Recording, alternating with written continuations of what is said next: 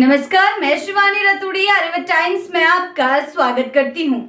बिहार विधानसभा का मानसून सत्र सहज विधायी चर्चाओं तक सीमित नहीं रहा, बल्कि नेता प्रतिपक्ष तेजस्वी यादव और डिप्टी सीएम विजय कुमार सिन्हा के बीच हुई तल्खी नोक-झोंक ने इसे एक राजनीतिक अखाड़े में तब्दील कर दिया है। सदन के अंदर मतदाता सूची पुनरीक्षण को लेकर छिड़ी बहस देखते ही देखते सियासी तलवारबाजी में बदल गई और अब यह बहस विधानसभा की दीवारों से निकलकर लखीसराय की जमीनी राजनीति तक आ पहुंची है।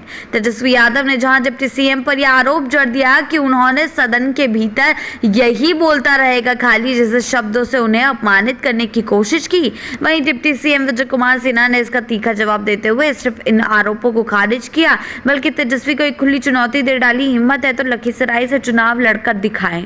जी हाँ, बिहार के विधानसभा सत्र के दौरान जो है हलचल मची हुई है। मतदाता सूची पुनरीक्षण को लेकर तेजस्वी यादव ने जिस तरह सरकार पर आरोपों की बौछार की है, उसमें उनका सियासी स्वर अधिक तीखा दिखा। लेकिन इस बहस की परिणति तब दिलचस्प मोड़ पर आ गई जब उन्होंने ये दावा कर दिया कि विजय सिन्हा इस बार लखीसराय से हारेंगे। तेजस्वी का यह बयान सीधे विजय सिन्हा की सियासी जमीन पर निशाना था। इसे उन्होंने हल्के में नहीं लिया। तुरंत पलटवार करते हुए डिप्टी सीएम ने न सिर्फ इस टिप्पणी को अहंकारी और बेतुका बताया, बल्कि चुनौती देते हुए यदि सच में साहस है तो खुद लखीसराय में से मैदान में उतरिए। 2010 से भी बुरी हार का सामना करना पड़ा था।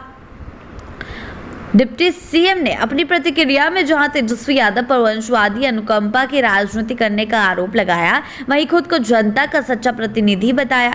उन्होंने कहा कि चुनाव वही जीतता है जो जनता की सेवा में ईमानदारी से जुटा हो, जो चार्टर विमान में जन्मदिन मनाता है, जनता से दूर रहता है, वो जनता का नेता नहीं हो सकता। उन्होंने भविष्यवाणी की कि 2025 के विधानसभा चुनाव में जनता वंशवाद और अराजक राजनीति को नकार देगी। वहीं तेजस्वी यादव की रणनीति सत्ता पक्ष को घेरने की रही, जिसमें उन्होंने विशेष गहन मतदाता पुनरीक्षण को लेकर सरकार पर लोकतंत्र से खिलवाड़ करने का आरोप लगाया। विजय सिन्हा द्वारा तेजस्वी यादव को लखीसराय से चुनाव लड़ने की चुनौती देना अब एक प्रतीकात्मक नहीं बल्कि राजनीतिक दांव लग चुका है।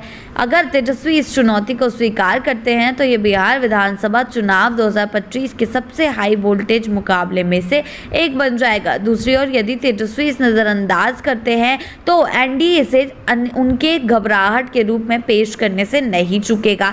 ये बहस अब सिर्फ आरोप प्रत्यारोप तक सीमित नहीं है। सवाल ये भी उठ रहा है कि क्या बिहार की राजनीति अब सदन के अंदर की गरिमा से अधिक सड़क पर छवि की लड़ाई में उलझ गई है।